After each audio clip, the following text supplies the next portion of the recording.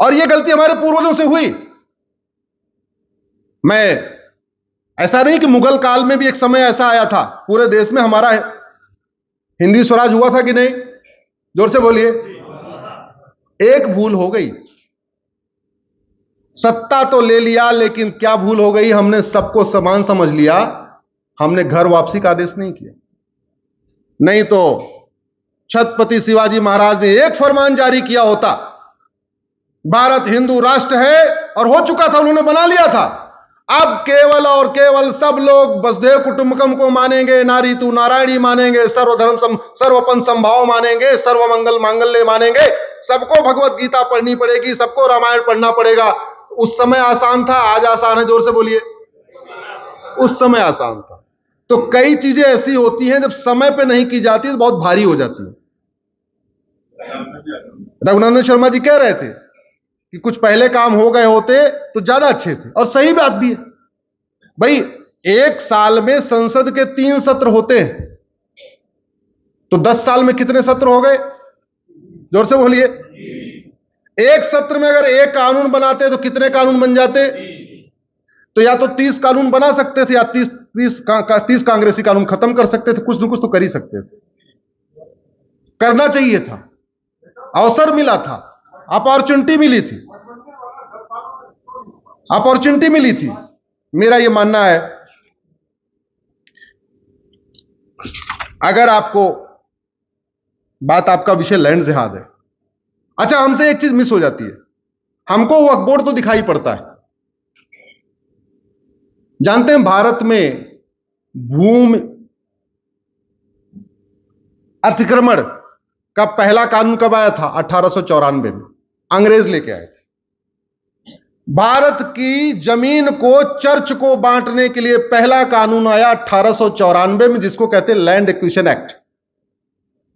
बड़े चालाकी से अंग्रेजों और मुगलों में अंतर केवल इतना था कि जो काम मुगलों ने तलवार के दम पे किया, अंग्रेजों ने वो सारे काम कानून बना बना के किया। इतना ही अंतर था बस। अंग्रेजों ने वो सारे काम किए, मुगलों ने तलवार के दम पे धर्मांतरण कराया, अंग्रेजों ने कानून बना के धर्मांतरण कराया। मुगलों ने तलवार के दम पे जमीन कब्जा किया, अंग्रेजों ने कानून बना बना के जमीन कब्जा किया। 1894 में उन्होंने कानून बनाया। मैं अभी नागपुर में मेरा कार्यक्रम था, तो मैं मुख्यालय जाने का मुझे अवसर मिला। वहां कुछ चर्चा हो रही थी। 1894 का कानून अंग्रेजों ने क्या किया? उन्होंने बोला जी हम जमीन एक्वायर करेंगे। किस काम के लिए? हम कप्तान का ऑफिस बनाएंगे, पुलिस मतलब कचहरी बनाएंगे, पुलिस लाइन बनाएंगे, कलेक्टर का ऑफिस बनाएंगे।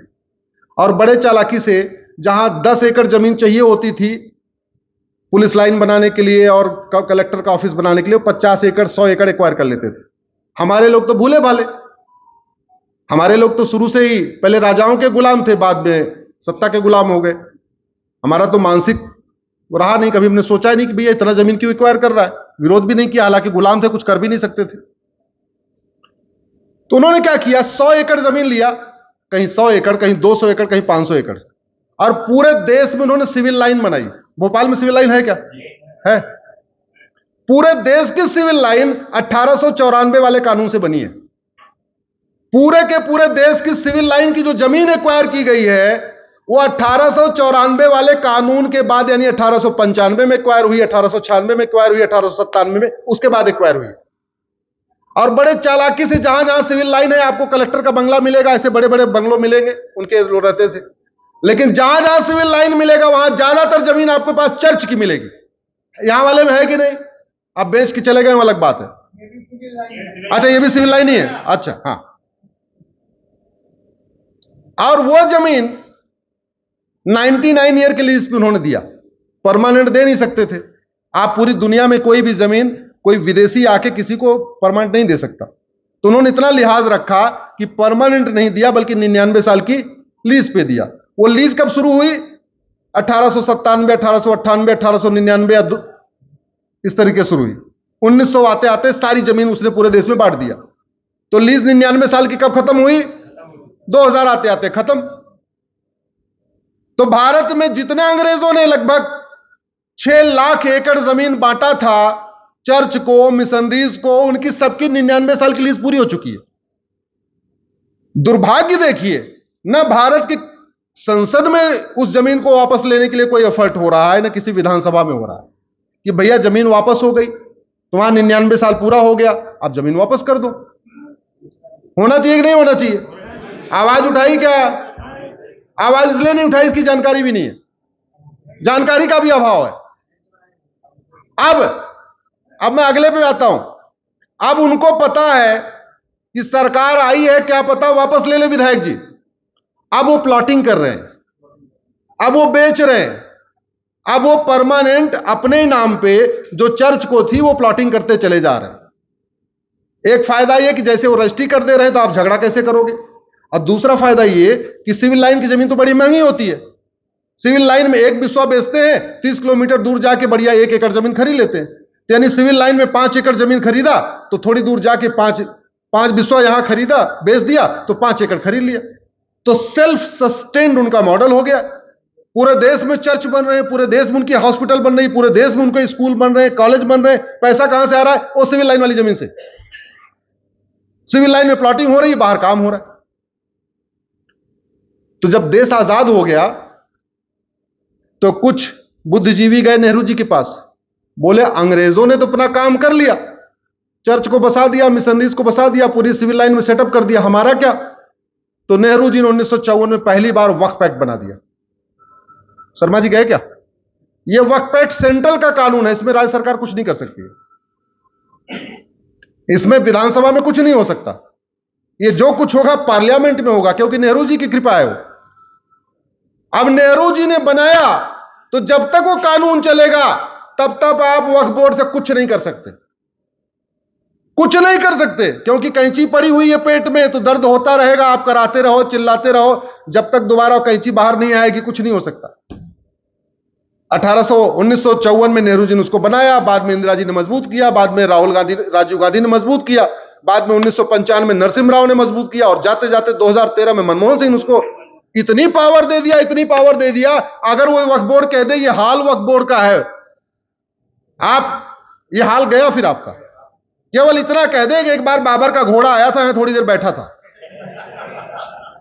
फिर ये हाल आपके हाथ से गया।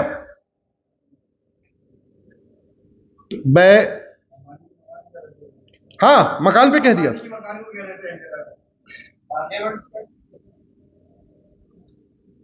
मैं अपनी बात खत्म करूंगा। नहीं, एक विषय और है, कर लेता हूं।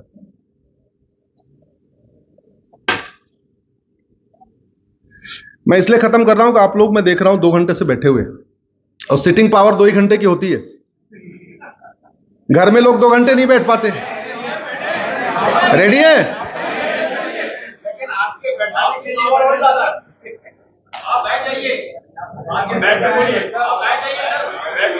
अरे भैया, हमें आपकी तकलीफ की दिक्कत है, हमें कोई दिक्कत नहीं। हम तो, मुझे ध्यान नहीं आ रहा, पता नहीं कहां का कार्यक्रम था, सामने वाले ताली बजाए जा रहे थे, हम 2.5 घंटे बोलते चले गए।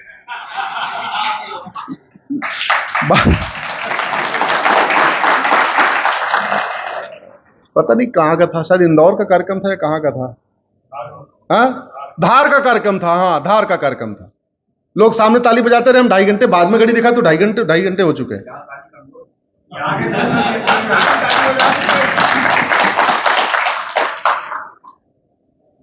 भारत का संविधान कहता है संप्रभु भारत बनाओ।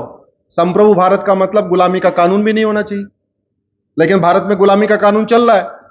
क्रिश्चियन के लिए 1872 का क्रिश्चियन मैरिज एक्ट, पारसी के लिए 1936 का पारसी मैरिज एक्ट, और मुस्लिम्स के लिए 1937 का शरीयत एक्ट। तो संविधान बनने के बाद, आजादी के बाद केवल हिंदुओं का कानून बना है, बाकी सबका कानून आजादी के पहले का है। अब चूंकि हिंदू मैरिज एक्ट संविधान बनने के बाद बना, तो वो संविधान के स्पिरिट में बना, संविधान के डायरेक्शन में बना। संविधान जो कहता है इक्वलिटी, जस्टिस, लिबर्टी, उसके अनुसार बना। और जो अंग्रेजों ने कानून बनाया था, वो कोई डिबेट तो हुई नहीं थी, कोई चर्चा तो हुई नहीं थी, तो उन्होंने अपने आप पुरुषों से बात कर करके बना दिया था। लेकिन एक बात मैं आपको बता दूं, यूनिफॉर्म सिविल कोड आए या ना आए,